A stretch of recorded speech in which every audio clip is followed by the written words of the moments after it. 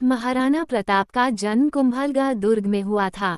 उनकी माता का नाम जयवंताबाई था, जो पाली के सोनगरा अखैराज की बेटी थी। महाराणा प्रताप को बचपन में कीका के नाम से पुकारा जाता था। महाराणा प्रताप का राज्याभिषेक गोगुंदा में हुआ। बचपन से ही महाराणा प्रताप साहसी, वीर, स्वाभिमानी एवं स्वतंत्रताप्रिय थे। सन 1572 में मेवाड़ के सिंहासन पर बैठते ही उन्हें अभूतपूर्व संकटों का सामना करना पड़ा, मगर धैर्य और साहस के साथ उन्होंने हर विपत्ति का सामना किया। मुगलों की विराट सेना से हल्दी घाटी में उनका भरी युद्ध हुआ। वहां उन्होंने जो पराक्रम दिखाया वह भारतीय इतिहास में अद्वितीय है। उन्होंने अपने पूर्वजों की मान मर्यादा की रक्षा की और प्रण किया कि जब तक अपने राज्य को मुक्त नहीं करवा लेंगे तब तक राज्य सुख का उपभोग नहीं करेंगे। और तब से वह भूमि पर सोने लगे। वह अरावली के जंगलों में कष्ट सहते हुए भटकते रहे, परंतु उन्होंने मुगल सम्राट की अधीनता स्वीकार नहीं की।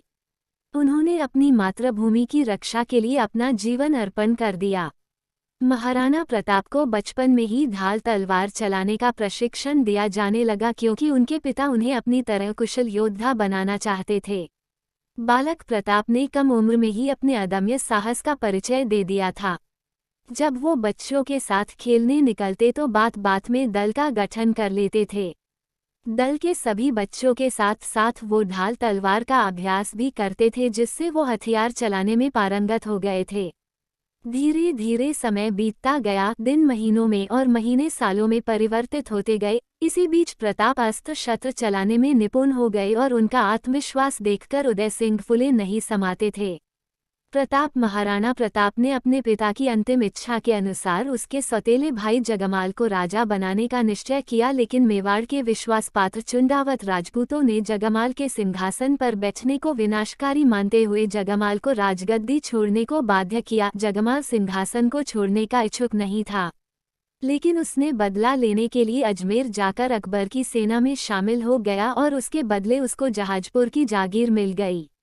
इस दौरान राजकुमार प्रताप को मेवाड़ के 54वें शासक के साथ महाराणा का खिताब मिला। महाराणा प्रताप के काल में दिल्ली पर अकबर का शासन था और अकबर की नीति हिंदू राजाओं की शक्ति का उपयोग कर दूसरे हिंदू राजा को अपने नियंत्रण में लेना था। 1567 में जब राजकुमार प्रताप को उत्तराधिकारी बनाया गया, उस वक्त उनकी उम्र केवल 27 वर्ष थी और मुगल सेनाओं ने चित्तौड़ को चारों ओर से घेर लिया था।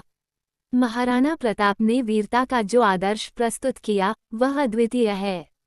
उन्होंने जिन परिस्थितियों में संघर्ष किया वे वास्तव में जटिल थी, पर उन्होंने हार नहीं मानी। यदि राजपूतों को भारतीय इतिहास में सम्मानपूर्ण स्थान मिल सका तो इसका श्रेय मुख्यतः राणा प्रताप को ही जाता है। उन्होंने अपनी मातृभूमि को न तो परतंत्र होने दिया न ही कलंकित। विशाल मुगल सेनाओं को उन्होंने लोहे के चने चबाने पर विवश कर दिया था। मुगल सम्राट अकबर उनके राज्य को जीतकर अपने साम्राज्य में मिलाना चाहते थे, किंतु राणा प्रताप ने ऐसा नहीं होने दिया और आजीवन संघर्ष किया। महारानी जयवंता के अलावा राणा उदय सिंह की और भी पत्नियां थीं, जिनमें रानी धीर बाई उदय सिंह की प्रिय पत्नी थी। रानी धीर बाई की मंशा थी कि उनका पुत्र जगमाल राणा उदय सिंह का उत्तराधिकारी बने। इसके अलावा राणा उदय सिंह के 2 पुत्र शक्ति सिंह और सागर सिंह भी थे। इनमें भी राणा उदय सिंह के बाद राजगद्दी संभालने की मंशा थी, लेकिन प्रजा और राणा जी दोनों ही प्रताप को ही उत्तराधिकारी के तौर पर मानते थे। इसी कारण ये तीनों भाई प्रताप से घृणा करते थे।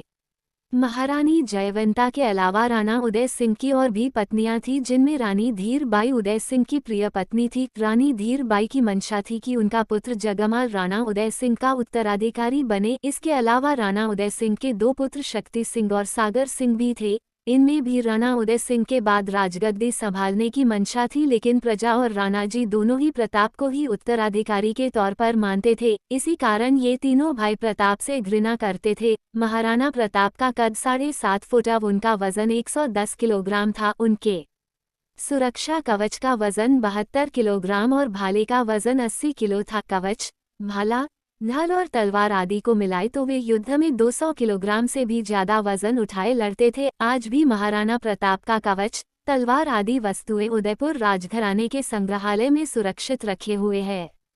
ऐसे ही और इंटरेस्टिंग जानकारी के लिए वीडियो को लाइक और चैनल को सब्सक्राइब जरूर करें।